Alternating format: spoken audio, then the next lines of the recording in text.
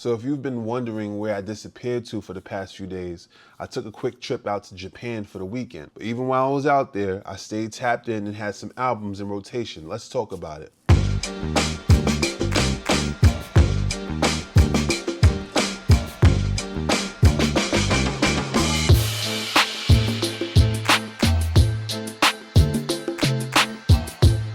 What's going on, everybody? It's your man Lighthouse, and you're now tuned into Everything Ain't For Everybody.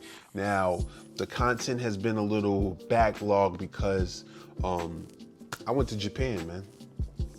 Went to Japan, and I had a good time with my cousins and some homies out there, you know what I mean? And I'm back. But while I was out there, you know what I mean, I had some things that I was listening to, and I'm definitely gonna talk about it. You know, I'm not gonna shy away from what I usually do, and like I usually like to give y'all 4 to 5 episodes a week, but because, you know, jet lag, I needed time to recuperate, y'all. I'm for real, like, that's like a 13-hour flight. It's even more when you consider the layover. I had a layover in Dallas. It was crazy. The flight kept getting delayed, so I didn't get back to New York to my house until about like 1 o'clock in the morning today. But anyway, while I was out there, you know, I made sure that I had, you know, a few episodes. Last week we dropped the 100 Grand Royce, we dropped the Pharrell project, and then we dropped the Fly Anakin project episode, right? So it was just 3. And, you know, we're gonna do what we do. Now, one album that I revisited was Sean Price's Mike Tyson. That project still hits hard. And I'm actually reminded of a Rock the Bells panel that I went to years ago. And it was Sean Price on the same stage as Prodigy, DMX, Jadakiss, Immortal Technique, Peter Rosenberg from Hot 97, and Jim Jones and Eric Sermon. They were all on the same stage. And like, you know, as you know, we've lost 3 of them. Rest in peace to Prodigy, rest in peace to DMX, rest in peace to Sean Price. So I went and I've been listening to Sean Price's Mike Tyson. I just love Sean Price's like rapping ability. His style is his own, and it's just dope, man. Like even now, like the bars still hit heavy, you know what I mean? I'm really into someone barring it down, you know what I mean? Sean always had that perfect blend of humor and raw grit with no tolerance for whack rappers, which honestly is the same reason why I fuck with Gorilla Nims. You know, it's like, it's that same I'll slap the shit out of a rapper type of energy that I appreciate, you know, because, you know, the floodgates are open. You got good rappers and you got corny rappers, you know what I'm saying? And like, you know, corny rappers should be disrespected, you know what I mean? Aside from Sean Price, I ran Fly Anakin's album, The Forever Dream, and I'm still loving this album, man. I'm sitting with it, you know, it's been a week now, and I really like the lyricism and the production on this album. And then I also have been listening to my 2025 Lighthou5e's playlist. You know, it's like a lot of joints on there, and it just gives me what I need. There's a little bit of everything. And I was like really listening to that when I was on my flight over to Japan and on my way back from Japan. And while I was doing that, when I wasn't listening to music, I was fine-tuning the songs that are going to be on my next EP, which is called New York Jordan, which should be dropping in a couple of weeks. So stay tuned for that because it's going to be very exciting. This is like some of the merch from it. You know, I got this New York slick hat. Shout to the Knicks, they're in the playoffs. Not going to get my hopes up yet because, you know, this show is not about sports. This show is about music. And, you know, I have this project coming out called New York Jordan. It's ill concept. I'm just, you know, talking my shit. It's been a while. I haven't really dropped any music this year. I haven't dropped music this year, actually. So I'm just back. I'm feeling good.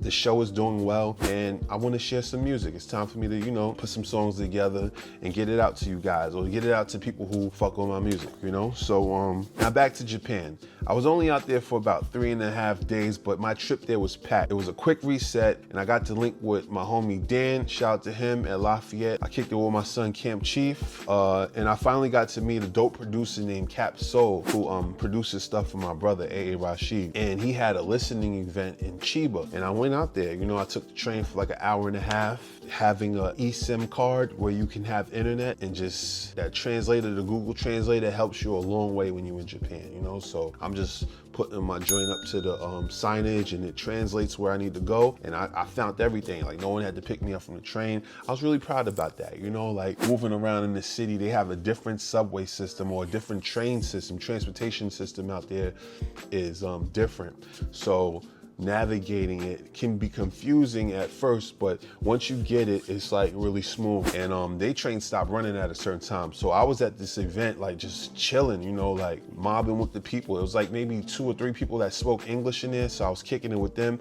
And then everyone else, I just was using the Google Translate to just, you know, talk and shit. People there love hip hop, and they were just like super excited to have me, who they consider like a representation of hip hop, amongst them, you know what I'm saying, vibing and appreciating what they're doing. And I loved it, you know, so it was a dope experience. But I left that shit like around 2 in the morning, so the trains weren't running, so I had to take an Uber all the way back to where I was at, which was like, it was like $150, you know what I'm saying? But you know, what the fuck else was I gonna do? You know what I'm saying? I had to take the Uber because the trains wasn't running, and I ain't want to like stay over at nobody's house or nothing like that. So, you know, we figured it out, got it done, linked up with the cousins again, and we stayed up till the sun came up, you know what I mean? So we beat night, it was crazy, went, had some more drinks. Just an amazing time, all in all, you know? The trip in itself was special. I was there with the cousin that I just met named Kenny, and Victor's friend Lee, you know what I mean? So we all just kicked it, and it was like a good, like, it was my first time meeting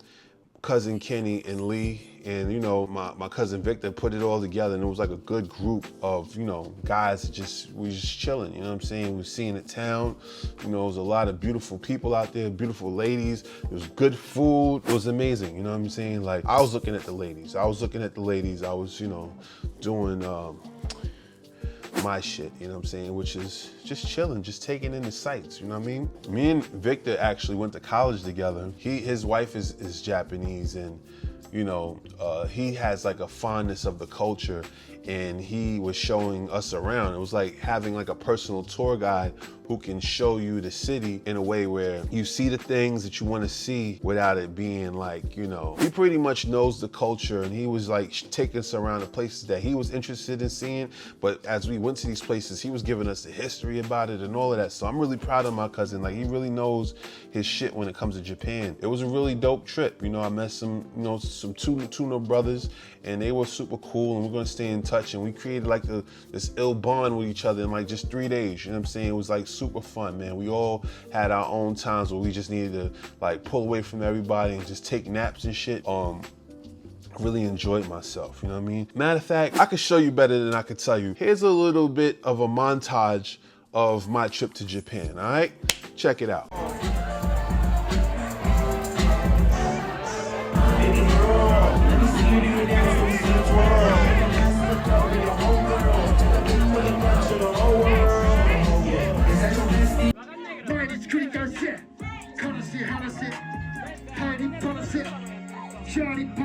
Impress me, baby girl. Let me see.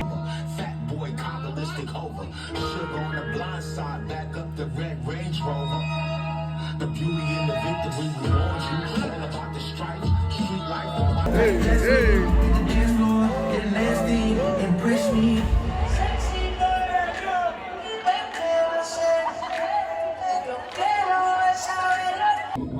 They really look like that Pikachu.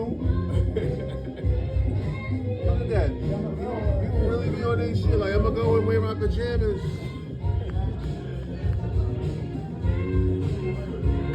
As you can see, I packed a lot into a short time. I'm completely wiped, you know what I'm saying? Today I took some time out to take some naps and like, you know, get my mind right, get myself together.